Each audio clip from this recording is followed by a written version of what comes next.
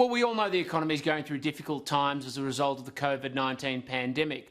Many small and medium businesses are struggling to make ends meet. But one of the critical things we need is for people to bring purchasing forward into this financial year and next financial year rather than delaying investment, because that provides us with the basis in which we can go on and grow jobs and productivity to get the economy continuing to move, but also to grow into the new year.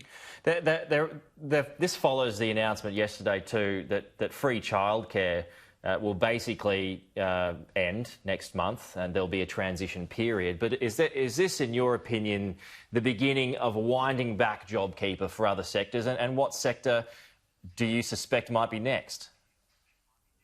Well, the Morrison government said at every point that these measures that were introduced to address COVID-19 were temporary, and rightly so. We weren't going to make the same reckless decisions as Labor did during the GFC and bake in long-term costs. We had specific and targeted measures to address targeted challenges. So there was always going to be a phase out of measures. Obviously, childcare, that discussion has started to happen. We've given timeframes around JobKeeper already, but as you'll see, it won't just be about dropping people off.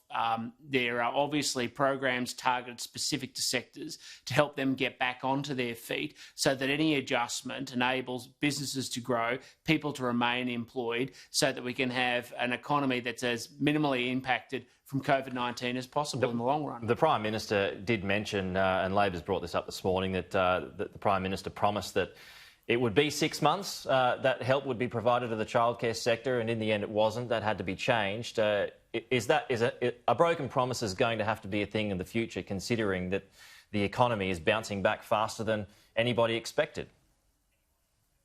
I just don't accept the premise of that at all. What we have are measures in place to deal with a temporary crisis. What we know is that, fortunately, and we should say this very much fortunately, some of the impacts of COVID-19 have not been as extreme because of the measures that we have taken nationally, particularly around international border closures, which means people are able to get back to work. We're not on the business of subsidising people's ordinary lifestyles. We want sustainable sectors. And remember that every dollar that's put to one section of the economy, if it's not being used because it's unnecessary, if it's being used because it's unnecessary, means we can't support other people to be able to get back on their feet.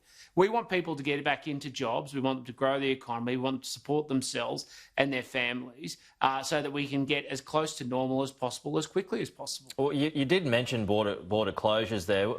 Where are we at the moment when it comes to the argument that borders need to be closed, and premiers are coming in for a lot of stick at the moment for keeping their borders closed?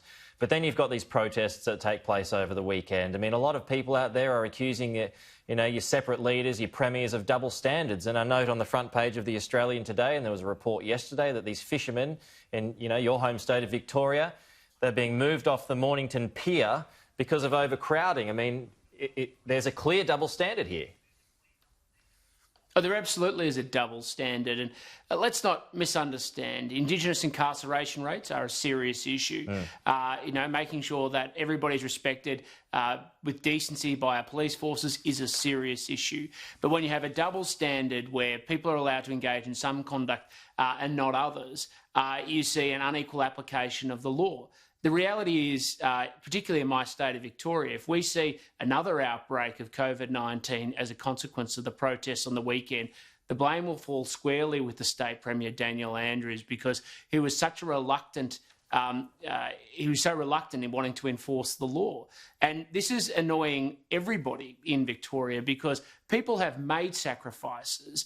They haven't been able to see, family members, sadly, who have passed on in the lead up to or participated in their funerals. You've had people who have sacrificed workplace arrangements, their own living standards, and now they're seeing an unequal application of the law just because the Premier doesn't want to do the right thing, stand up and enforce the law equally for everybody. And particularly when you get social and recreational activities like people just going fishing, and suddenly they use the hard fist of government and the police force to shut it down, but won't do it to make sure that we protect the public's health. New Zealand is the envy of the world this morning. It's basically opened up, except for its borders.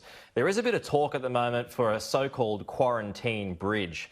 That is to allow skilled workers and international students to basically, get a pass before tourists and to travel between New Zealand and Australia in a, what's known as a travel bubble. Is that something that you would support? Well, I think every decision has to be made very carefully, not just in New Zealand's interests, obviously, but in our interests as well. And so I think we're all open to the idea of working with New Zealand to protect each other's country while trying to open up as much trade and people movement for things like tourism and education as well. But it has to be done based on evidence, it needs to be fact-based, and it needs to be done incrementally. And so I think those conversations will be ongoing. But it remains absurd to me that you're able to fly to New Zealand, but Victorians, for instance, aren't able to fly to Queensland. Just another article this morning in the Australian. There is some talk about China and its investment dropping by as much as 60% last year, Tim, as it starts to move its attention towards countries that are kind of adopting its Belt and Road Initiative. This was before the Treasurer announced his changes to foreign investment laws last week. But is that a concern? Well, Australia's always been an attractive destination for foreign investment, and we've always depended on foreign investment to grow the economy. But China will do what's in its interests, and this should not be a shock, a surprise to anybody. China always makes investment decisions based on where they can seek a gain, build their economy and build their interests. And what's clear is that many countries are happy to take checkbook diplomacy or investment because they see it as seemingly of interest. But they've just got to be very careful and conscious of the bill later on, as many countries have discovered, where money's flowed in from China to build investments. They can't afford to repay the debt, and then China just comes and takes strategic assets.